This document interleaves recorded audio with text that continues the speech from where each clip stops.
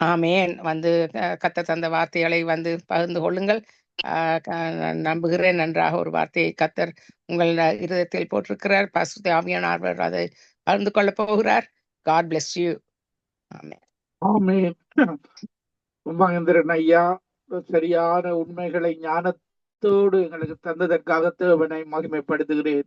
இன்றைக்கு நாங்கள் பார்க்கிற காரியம் இந்த ஒன்றான மெய்த்தேவனை பணிந்து கொள்ள வேண்டும்.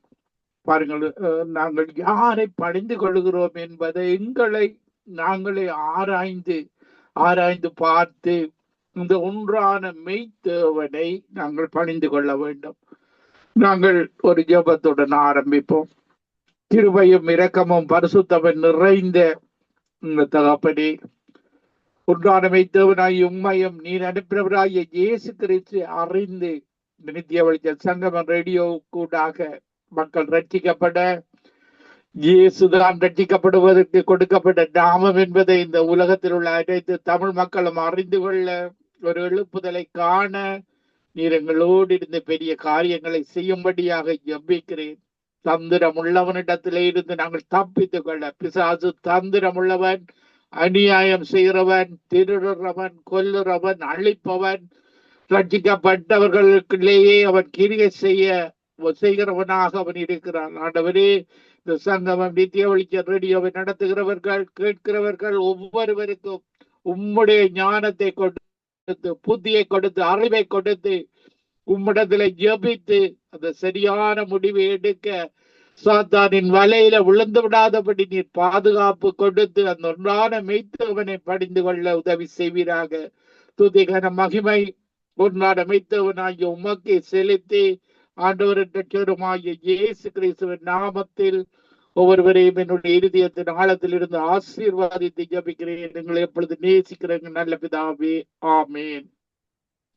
நாங்கள் வேதாகமத்தில மத்தேயு 2ஆம் அதிகாரம் 1வது வசனத்துல பார்க்கும் பொழுது, ஏரோது ராஜாவின் நாட்களில் யூதேயாவில் உள்ள பெத்லகேமில் இயேசு பிறந்த பொழுது கிழக்கில் இருந்து சாஸ்திரிகள் எருசலேமுக்கு வந்து, யூதருக்கு ராஜாவாக பிறந்திருக்கிறவர் இங்கே, கிழக்கிலே அவருடைய நட்சத்திரத்தை கண்டு அவரை பணிந்து கொள்ள வந்தோம் என்றார்கள்.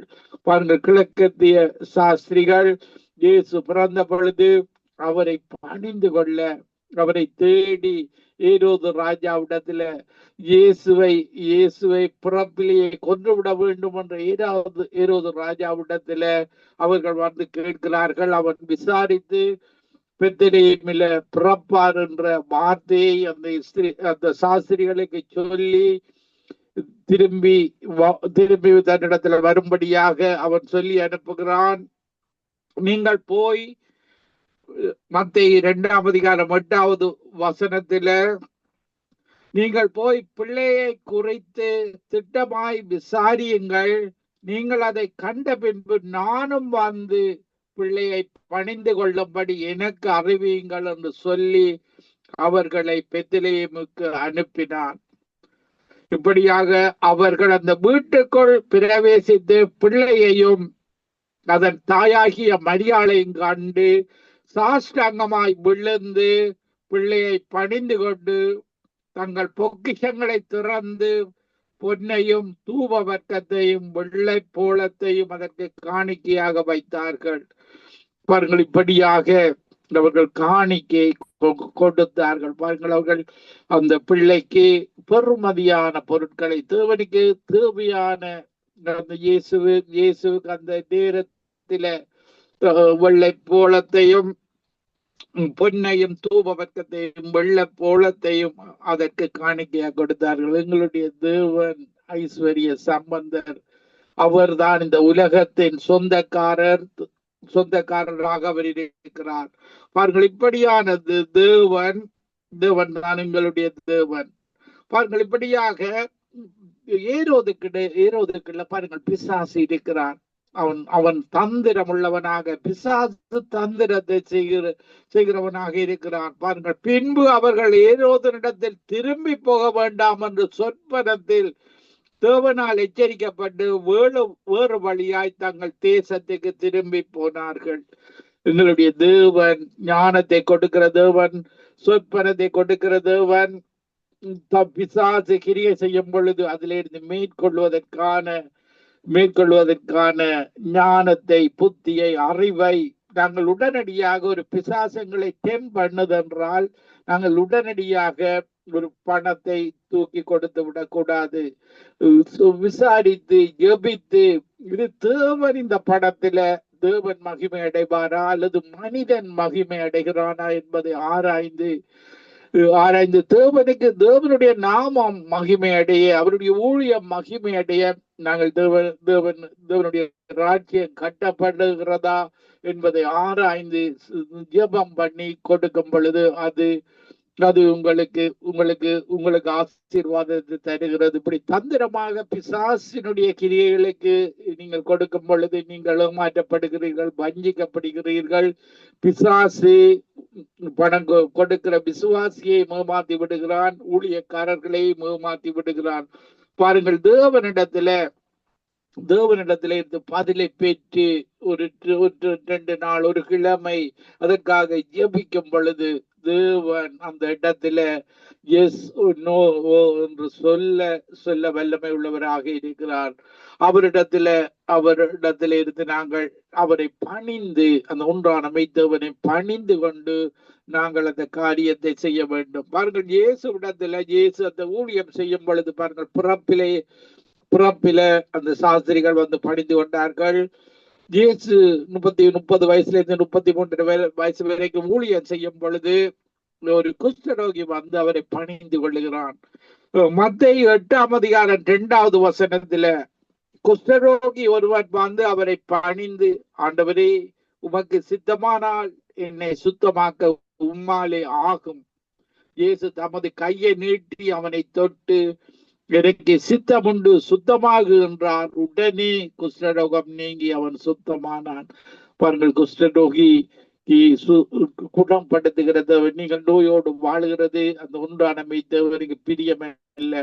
அநியாயமாக வாழுவது பிரியமில்லை. திருடுவது, கொல்லுவது, அழிப்பது தேவனுக்கு பிரியமில்லை. அவர் நீதியுள்ள தேவனாக இருக்கிறார். அவர் பரிசுத்தமுள்ள தேவனாக இருக்கிறார். அவருக்கு பிரியமாக நாங்கள் வாழ வேண்டும். கள்ளத்தராசு அருவருப்பானது, அது பிசாசிடத்திலே இருந்து வருகிறது. எது தேவனிடத்திலே இருந்து வருகிறது, எது பிசாசிடத்திலே இருந்து வருகிறது, எது வஞ்சிக்கிற ஆவிகளிடத்திலே இருந்து வருகிறது. இந்த கடைசி காலத்தில வேதாகமத்தில் எச்சரிக்கப்பட்டிருக்கிறது, வஞ்சிக்கிற ஆவிகள் பல ஊழியக்காரர்களிடத்துல வரும். ஞானமாக நடந்து கொள்ள வேண்டும் என்று வினைச்சுகிறார். இதற்குத்தான் ஆவிகளை பகுத்தறியும் வரம் வேண்டும். ஆவிகளை நீங்கள் பகுத்தறிந்து கொள்ள வேண்டும். அடுத்ததாக அந்த மனிதர்களிடத்துல கனிகள் இருக்கிறதா என்று ஒரு மனிதனை கண்டுகொள்ள முடியும். பாருங்கள், தேவன் பரிசுத்த ஆவியினுடைய கனிகளாகிய அன்பு, சமாதானம், சந்தோஷம், இச்சையடக்கம், விசுவாசம், தயவு, நற்குணம், சாந்த, நீடிய பொறுமை, இப்படியான கனிகளோடு ஊழியம் செய்கிறவர்கள் தேவனுக்கு பிரியமானவர்களாக இருப்பார்கள். இந்த கனிகள் இல்லாதவர்கள் பாருங்கள், அவர்கள் கோபம் வரும் பொழுதுதான் இந்த கனிகளை கண்டுகொள்ள முடியும். இந்த கோபத்தில பழைய மனுஷன் எழும்புவான். பாருங்கள், அந்த பழைய மனுஷன் எழும்பினால் அந்த மனிதன் வஞ்சிக்கிற ஆவியினால பிடிக்கப்பட்டிருக்கிறான் என்பதை கனிகளை கொண்டு நீங்கள் கண்டுகொள்ள வேண்டும் என்று தேவனுடைய வேதாகமத்தில கற்று தந்திருக்கிறார். மத்தேயு 9ஆம் அதிகாரம் 18வது வசனம் சொல்லுகிறது, அவர் இவைகளை அவர்களுக்கு சொல்லிக் கொண்டிருக்கையில் தலைவன் ஒருவன் வந்து அவரை பணிந்து, என் மகள் இப்பொழுதுதான் மரித்து போனாள், ஆகிலும் நீர் வந்து அவள் மேல் உமது கையை வையும், அப்பொழுது பிழைப்பாள். ஒரு ஊழியக்காரன் வந்து இயேசுவிடத்தில் அதனுடைய மகள் மரித்து போனாள் என்று சொல்லி பணிந்து வருகிறாள். இப்படியாக இயேசு இந்த சிறுவன் மரிக்கவில்லை, நித்திரையாய் இருக்கிறாள் என்றால் அதற்காக அவரை பார்த்து நகைத்தார்கள். ஜனங்கள் வெளியே துரத்தப்பட்ட பின்பு அவர் உள்ளே பிரவேசித்து அந்த சிறு பெண்ணின் கையை பிடித்தார். உடனே அவள் எழுந்திருந்தாள். அவர்கள் இப்படியாக அந்த ஊழியம் செய்கிற ஊழியக்காரன் இயேசுவிடத்துல வந்து பணிந்து கொள்ளும் பொழுது தேவன் அந்த இடத்துல அற்புதத்தை செய்து அந்த ஊழியக்காரனை அவருடைய சுகத்தை கொடுத்ததை நாங்கள் வேதாகமத்தில் பார்க்கக்கூடியதாக இருக்கிறது. தேவனுக்கு தான் நாங்கள் மகிமையை செலுத்த வேண்டும், இயேசுவுக்கு மகிமையை செலுத்த வேண்டும். பரிசுத்த ஆவியானவரிடத்திலே இருந்து அவர் எங்களுக்குள்ளே இருந்து பேசுகிறவராக இருக்கிறார். தவறு, பாவத்தை குறித்து, நீதியை குறித்து, நியாய தீர்ப்பை குறித்து ரட்சிக்கப்பட்டு அபிஷேகம் பெற்ற ஒவ்வொருவரிடத்திலேயும் அவர் உணர்த்துகிறவராக இருக்கிறார். நாங்கள் அவருக்கு விரோதமாக செய்யக்கூடாது. அவர் ஸ்லோவாக போகிறார் என்று நாங்கள் எண்ணக்கூடாது. பாருங்கள், சிலர் நாங்கள் கூட ஆரம்ப காலங்களில் நாங்கள் முன்னுக்கு போயிருக்கிறோம். இயேசு ஸ்லோவாக எங்களுக்கு காரியங்களை செய்கிறார். அவரைத்தான் நாங்கள் எப்பொழுதும் அவரை முன்னுக்கு விடும் பொழுதுதான் எங்களுடைய தடைகளை எடுத்து போடுகிறவர் எனக்கு முன்பாக செல்கிறார். பாருங்கள், மிக ஸ்தம்பம், அக்கினி ஸ்தம்பமாக 2 பக்கமும் பாதுகாப்பு கொடுத்து அந்த இஸ்ரவேல் ஜனங்களை நடத்துகிற தேவன் தான் எங்களுடைய தேவன். நாங்கள் மத்தேயு 14ஆம் அதிகாரம் 30வது வசனத்துல காற்று பலமாய் இருக்கிறதை கண்டு பயந்து அமிழ்ந்து போகையில், ஆண்டவரே என்னை ரட்சியும் என்று கூப்பிட்டான். உடனே இயேசு கையை நீட்டி அவனை பிடித்து, அற்ப விசுவாசியே, ஏன் சந்தேகப்பட்டாய்? அவர்கள் படகில் ஏறினவுடனே காற்று அமர்ந்தது. இயேசு இருக்கிற இடத்துல எந்த தீங்கும் நேரிடாது. பாருங்கள், அவர் அமைதியை உருவாக்குறது. அவன் ஒரு இடத்துல, நீங்கள் போற இடத்துல பிரச்சனைகள் இருக்குமா இருந்தால் அங்க ஆவிகள், தவறான ஆவிகள் கிரிய செய்கிறது, சமாதானம் இருக்கும். இயேசு இருக்கிற இடத்துல அவர் சொல்லியிருக்கிறார், யோவான் 14ஆம் அதிகாரம் 27வது வசனத்துல, இதோ சமாதானத்தை உங்களுக்கு வைத்து விட்டு போகிறேன், என்னுடைய சமாதானத்தை உங்களுக்கு தருகிறேன். இப்படி எங்களுடைய வாழ்வில சமாதானத்தை தருகிறது ஆண்டவராகிய இயேசு கிறிஸ்து. ஆனால் எங்களுக்கு உபத்திரவம் உண்டு. பாருங்கள், இந்த உலகத்துல ஊழியம் செய்யும் பொழுது உபத்திரவங்கள், பாருங்கள், ரைட்ஸ் கொடுக்கும் போது உபத்திரவங்கள். இந்த அரசாங்கம் கூட இன்றைக்கு இந்த கனடா தேசத்துல கூட நாங்கள் ரோட்ல நின்று ஊழியம் செய்யாதபடி சில தடைகள் இருக்கிறது. போலீஸ்காரருடைய அரெஸ்ட் பண்ணுவார்கள் என்ற பயம் இந்த இடங்களில் இருக்கிறது. பாருங்கள், ஆனாலும் இயேசு கிறிஸ்து எங்களுக்கு வெற்றியை தருகிறவராக இருக்கிறார். ஜெய கிறிஸ்துவாக ஜெயத்தை தருகிற இயேசுதான் எங்களோடு இருக்கிறார். அவர் படகில் ஏறினவுடனே காற்று அமர்ந்தது. அப்பொழுது படகில் உள்ளவர்கள் வந்து மெய்யாகவே நீ தேவனுடைய குமாரன் என்று சொல்லி அவரை பணிந்து கொண்டார்கள். பாருங்கள், அவர்தான் காற்றை உருவாக்குற தேவன், காற்றுக்கு கட்டளை இடுகிற தேவன். சூரியன் சந்திரனை உருவாக்குற தேவன், சூரியன் சந்திரனை ஒரு நாள் அவருடைய ராட்சியமாக மாற்ற போறார். சூரியன் இருளாகவும் சந்திரன் இரத்தமாகவும் மாற்றி புதிய வானம் புதிய பூமியை, இந்த சூரியன் இந்த உலகத்தை படைத்த தேவனாலதான் அதை மாற்ற முடியும். எப்படி அவர் மாற்றுகிறார்? 1000 வருட ஆட்சி அமைக்கிறார். இப்படியாக நித்தியமாக அவரோடு கூட வாழுகிற வாழ்வை அந்த ஒன்றான மெய்த்தவனிடத்திலே இருந்தால் நீங்கள் பெற்றுக் கொள்ள முடியும். பாருங்கள், நாங்கள் அடுத்ததாக பார்க்கும் பொழுது மத்தேயு 15ஆம் அதிகாரம் 22வது வசனத்தில் ஒரு கானானிய ஸ்திரீ வந்து அவரை பணிந்து கொள்ளுகிறாள், தன்னுடைய மகளுக்கு இறங்கும்படியாக. மத்தேயு 15ஆம் அதிகாரம் 22வது வசனத்தில கானானிய ஸ்திரீ ஒருத்தி அவரிடத்தில் வந்து, ஆண்டவரே, தாவீதின் குமாரனே, எனக்கு இறங்கும், என் மகள் பிசாசினால் கொடிய வேதனைப்படுகிறாள். பிசாசு இப்படியான தீமைகளை செய்கிறது தான் கொடிய வேதனையை கொடுக்கிறது, மனிதர்களுக்கு நோயை கொடுக்கிறது, கவலையை கொடுக்கிறது, கண்ணீரை கொடுக்கிறது. தேவர்களுக்கு பயமுள்ள ஆவியை கொடாமல் அன்பும் பலமும் தெளிந்த புத்தியும் உள்ள ஆவியை கொடுக்கிறார். பாருங்கள், எங்களுடைய ஒன்றான மெய்த்தவன். பிசாசு அடிமைத்தனத்தின் ஆவியை கொடுக்கிறது. ஏதாவது ஒரு அடிமைத்தனத்துக்குள்ளாக தேவர்களுக்கு அடிமைத்தனத்தின் ஆவியை கொடாமல் புத்திர சுவிகார ஆவியை எங்களுக்கு தருகிறார். மகளாக இன்றைக்கு உலகத்திலே இருக்கிற பிள்ளைகள் தங்களுடைய தகப்பனிடத்துல ஒரு சுதந்திரமாக இதையும் கேட்டு பெற்றுக் கொள்ள முடியும். அதே போலதான் எங்களுடைய ஆவிக்குரிய அப்பாவிடத்துல நாங்கள் இதையும் ஜபத்தினூடாக அவருக்கு பிரியமாக நடந்து எல்லாவற்றையும் பெற்றுக்கொள்ள முடியும்.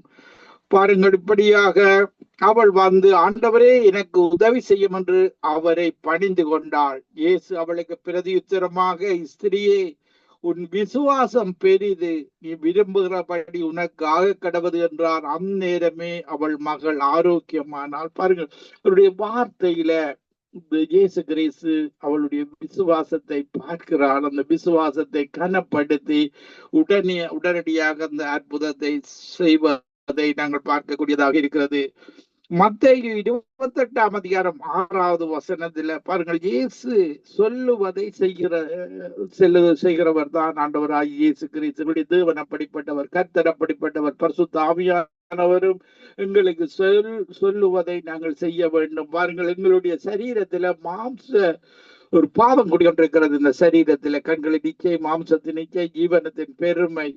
இந்த மாம்சத்துக்கு இடம் கொடுக்காமல் நாங்கள் ஆவிக்குரிய வகையில, ஆவிக்குரிய தேவனுடைய வார்த்தையில நாங்கள் இணைய வேண்டும். ஆவியும் ஆத்மாவும் இணைந்து செயற்படும் பொழுது நாங்கள் இயேசுவுக்கு பிரியமாக நாங்கள் வாழ முடியும். பாவ பிரமாணம் இந்த சரீரத்தில குடிகொண்டிருக்கிறது. இந்த சரீரத்தை நாங்கள் மேற்கொள்வதற்கு அவரிடத்தில் எங்களுடைய சரீரத்தை ஒப்பு கொடுக்க வேண்டும். இதுதான் புத்தி உள்ள ஆராதனை என்று சொல்லி ரோமர் 12 1வது 2வது வசனங்களில் சொல்லப்படுகிறது. அவருக்கு பிரியமாக எங்களுடைய சரீரத்தை ஒப்பு கொடுக்க வேண்டும். பாவத்துக்கு ஒப்பு கொடுத்தது ரட்சிக்கப்படும் முன்பாக எங்களுடைய சரீரம் ஒரு இருளான வாழ்வில் இருந்தது. இன்றைக்கு இயேசு எங்களை தெரிந்து எங்களை அவருடைய ஆச்சரியமான இருளின் அதிகாரத்திலே இருந்து ஒளியின் ராஜ்யத்துக்கு எங்களை அழைத்திருக்கிறார். இப்படியானவர்தான் எங்களுடைய தேவன்.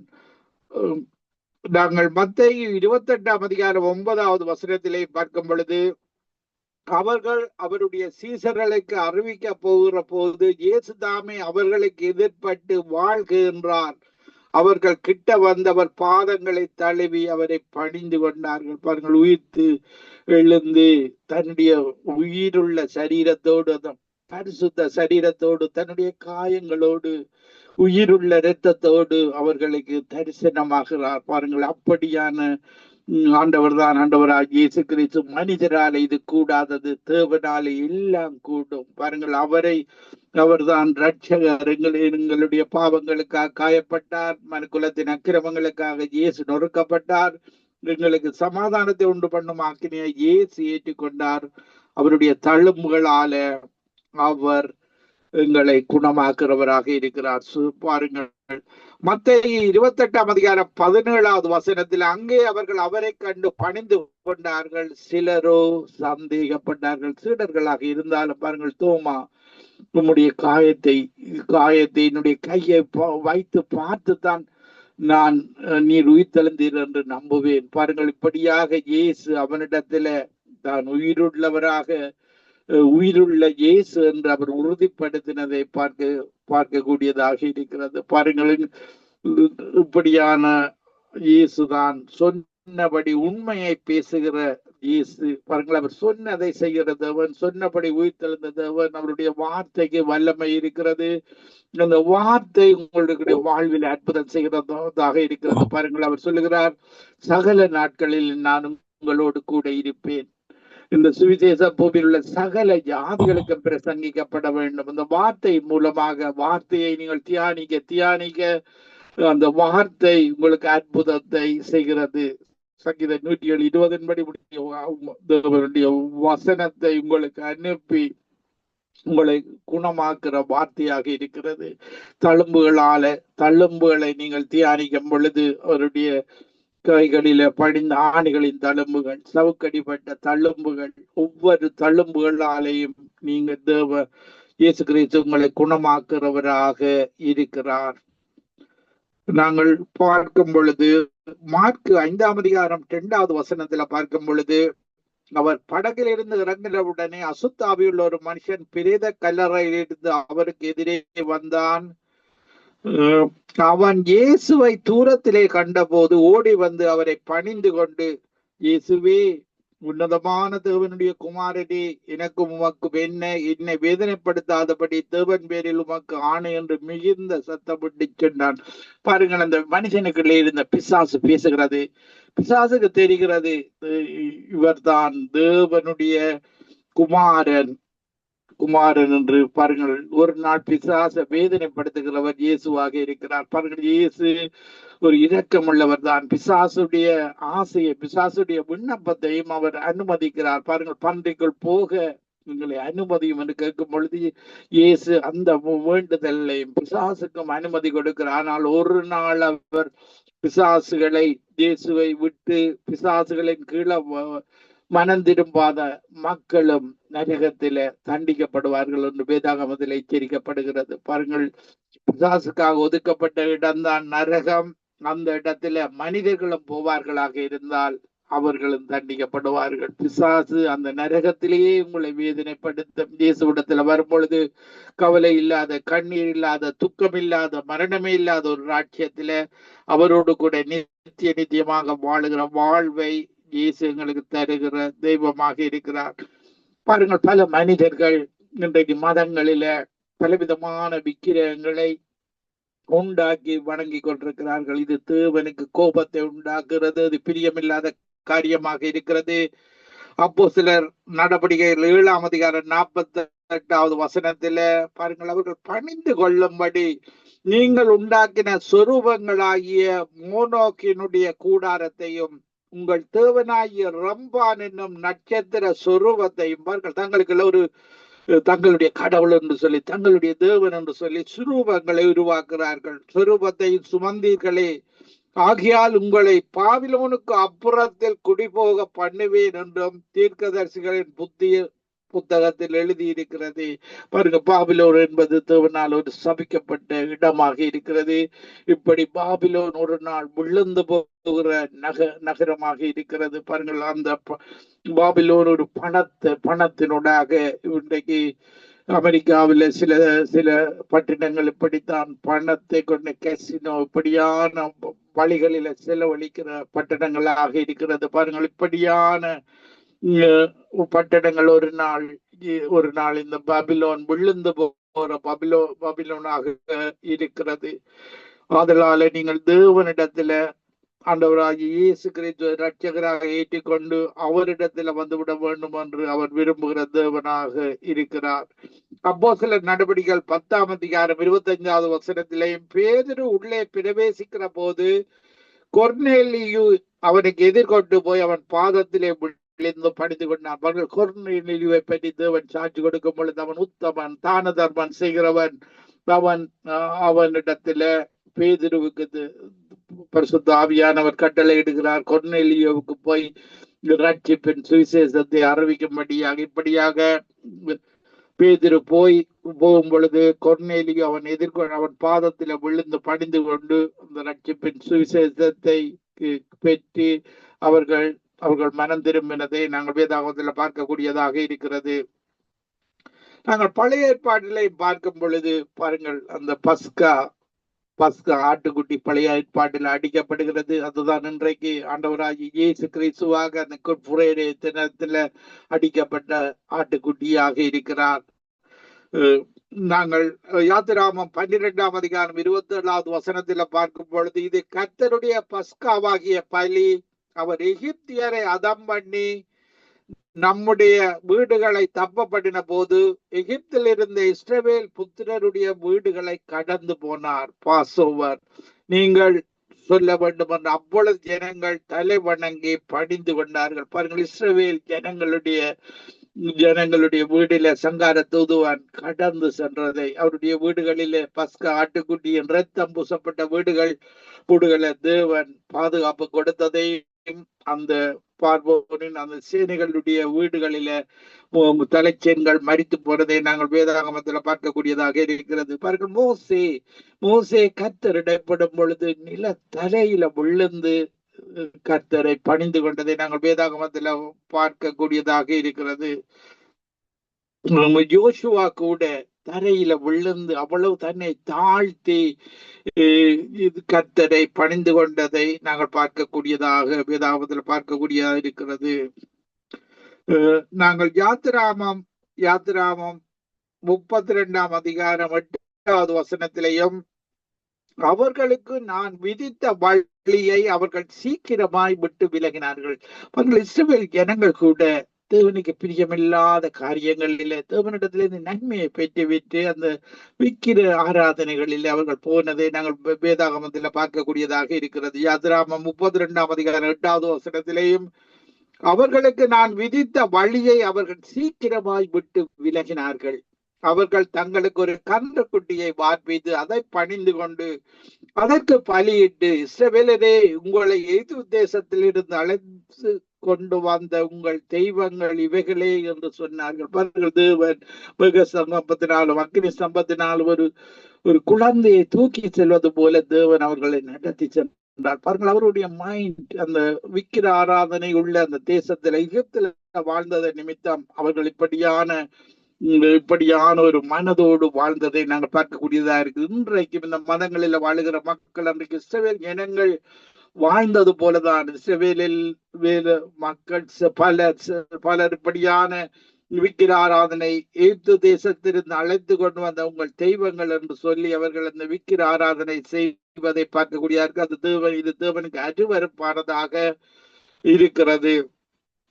யாத்திராம 33ஆம் அதிகாரம் 9வது 10வது வசனங்களில் பார்க்கும் பொழுது, மோசே கூடாரத்துக்குள் பிரவேசிக்கையில் மேக ஸ்தம்பம் இறங்கி கூடார வாசலில் நின்றது. கர்த்தர் மோசையோட பேசினார். ஜனங்கள் எல்லாரும் மேக ஸ்தம்பம் கூடார வாசலில் நிற்க கண்டார்கள். ஜனங்கள் எல்லாரும் எழுந்து தங்கள் கூடார வாசலில் பணிந்து கொண்டார்கள். பாருங்கள், மேக ஸ்தம்பத்தில இருந்து கர்த்தர் மோசையோடு பேசினதை நாங்கள் பார்க்கக்கூடியதாக இருக்கிறது. இப்படியாக மோசேக்கு தேவன் கடந்து போகும் பொழுது மோசே அவர் இரக்கமுள்ளவர், மனதுருக்கமுள்ளவர், அன்புள்ளவர் என்று அவன் உணர்ந்து கொள்வதை நாங்கள் பார்க்கக்கூடியதாக இருக்கிறது. யாத்திராமம் 34ஆம் அதிகாரம் 8வது வசனத்திலேயும் மோசே தீவிரமாய் தரைமட்டம் குனிந்து பணிந்து கொண்டதை நாங்கள் வேதாகமத்தில் பார்க்கக்கூடியதாக இருக்கிறது. யோசுவாவை நாங்கள் பார்க்கும் பொழுது யோசுவா 5ஆம் அதிகாரம் 14வது வசனத்திலேயும், நான் கர்த்தருடைய சேனையின் அதிபதியா இப்பொழுது வந்தேன் என்றால், அப்பொழுது யோசுவா தரையிலே முகங்குப்புற விழுந்து பணிந்து கொண்டு அவரை நோக்கி, என் ஆண்டவரே, தமது அடியேனுக்கு சொல்லுகிறது என்னவென்று கேட்டான். இப்படியாக சேனையின் அதிபதி யோசுவாவை நோக்கி, உன் கால்களில் இருக்கிற பாதரட்சைகளை கழட்டி போடு, நீ நிற்கிற இடம் பரிசுத்தமானது என்றார். பாருங்கள், மோசே யோசுவா தரை மட்டும் விழுந்து தேவனை பணிந்து கொள்வதை நாங்கள் பார்க்கக்கூடியதாக இருக்கிறது. ஒன்றான மெய்த்தேவனுக்கு தான் நீங்கள் மகிமையை செலுத்த வேண்டும், துதியை செலுத்த வேண்டும், கனத்தை செலுத்த வேண்டும். அவரை நீங்கள் விட்டுவிடக்கூடாது. பாருங்கள், நாங்கள் இறுதியாக நாங்கள் பார்க்கும் பொழுது மத்தேயு 4ஆம் அதிகாரம் 8வது வசனத்திலே இருந்து பார்க்கும் பொழுது, மத்தேயு 4:8 பாருங்கள், இந்த உலகத்தின் அதிபதி பிசாசாக இருக்கிறான். இயேசு இந்த உலகத்தில இருக்கும் பொழுது பிசாசின் சோதனைகளை இயேசு உட்படுகிறார். மறுபடியும் பிசாசு அவரை மிகவும் உயர்ந்த மலையின் மேல் கொண்டு போய் உலகத்தின் சகல ராஜ்யங்களையும் அவைகளின் மகிமையையும் அவருக்கு காண்பித்து, நீ சாஷ்டாங்கமாய் விழுந்து என்னை பணிந்து கொண்டால் இவைகள் எல்லாம் உனக்கு தருவேன் என்று சொன்னான். அப்பொழுது இயேசு, அப்பாலே போ சாத்தானே, உன் தேவனாய கர்த்தரை பணிந்து கொண்டு அவர் ஒருவருக்கே ஆராதனை செய்வாயாக என்று எழுதியிருக்கிறது. அப்பொழுது பிசாசானவன் அவரை விட்டு விலகி போனான். உடனே தேவதூதர்கள் வந்து அவருக்கு பணிவிடை செய்தார்கள். நாங்கள் அந்த ஒன்றான மெய்த்தேவனை பணிந்து கொள்ளும் பொழுது, பிசாசு எதிர்த்திருக்கும் பொழுது, அப்பாலே போ சாத்தானே என்று சொல்லி அவன் பல இடங்களிலே எங்களோடு இடைப்படுவான். பாவத்தை கூடாக, சாபத்தை கூடாக, அக்கிரமத்தை கூடாக, மீறுதல்களுக்கு கூடாக நாங்கள் பிசாசுக்கு எதிர்த்து அந்த ஒன்றான மெய்த்தேவனை படித்துக் கொள்ளும் பொழுது ஒரு நித்திய வாழ்வை எங்களுடைய தேவன் தருகிறவராக இருக்கிறார். நான் உங்களுக்காக ஜெபிக்கிறேன். கிருபையும் இரக்கமும் பரிசுத்தமும் நிறைந்த எங்கள் அன்பு தகப்பனே, இந்த நிகழ்ச்சியை கேட்டுக்கொண்டிருக்கிற ஒவ்வொரு மக்களையும் உண்மை ஒன்றான மெய்த்தேவனை பணிந்து கொள்ள நீர் கிருபை செய்வீராக. விக்கிரகங்கள் பணிந்து கொள்கிறவர்கள் இறுதியில பிசாசின் ஆவிகளுக்கு உண்டாக நரகத்துக்கு இழுத்து செல்லப்படுவார்கள். நம்முடைய வார்த்தையின்படி நாங்கள் உம்முடைய வார்த்தையின்படி வாழ்ந்து அந்த நித்திய வாழ்வை ஒன்றான மெய்த்தவனாய் உம்மையின் நீர் அனுப்பினவராய் இயேசு கிறிஸ்து அறிந்து கொண்டு கர்த்தரே மெய்யான தெய்வம் என்பதை நாங்கள் ஒவ்வொருவரும் அறிந்து கொண்டு மறுவலிட்டு கேட்க போகிற ஒவ்வொருவரும் அறிந்து கொண்டு பிசாசுக்கு எதிர்த்து நீக்க மதங்கள் எல்லாம் அழிந்து போகும் என்று எரேமியா 10:11 சொல்லி இருக்கிறீரே. கந்தி கிறிஸ்து ராஸ்தி வரும் பொழுது மதங்கள் எல்லாம் அழிந்து போகும். ஒன்றான மெய்த்தேவனுடைய வாழ்வுதான் எங்களுக்கு நித்திய வாழ்வை தருகிறது. ஆண்டவரே, ஒவ்வொருவரையும் இயேசு கிறிஸ்து தான் ஒரே ஒரு ரட்சகர் இந்த உலகத்திலே. அப்போஸ்தலர் 4:12 வசனத்தின்படி ரட்சிக்கப்படுவதற்கு கொடுக்கப்பட்ட ஒரே ஒரு நாமம் ஆண்டவராய் இயேசு கிறிஸ்து நாமம் என்பதை இந்த உலகத்தில் உள்ள 5 கண்ட மக்களும் அறிந்து கொண்டு இயேசுவை ரட்சகராக ஏற்றுக்கொண்டு அந்த நித்திய வாழ்வை பெற்றுக் கொள்வார்களாக. ஒவ்வொருவரையும் என்னுடைய இதயத்தின் ஆழத்தில் இருந்து ஆசீர்வதித்து ஜெபிக்கிறேன். எங்களை எப்பொழுது நேசிக்கிறேன் நல்ல பிதாவே. ஆமீன், ஆமீன், ஆமீன்.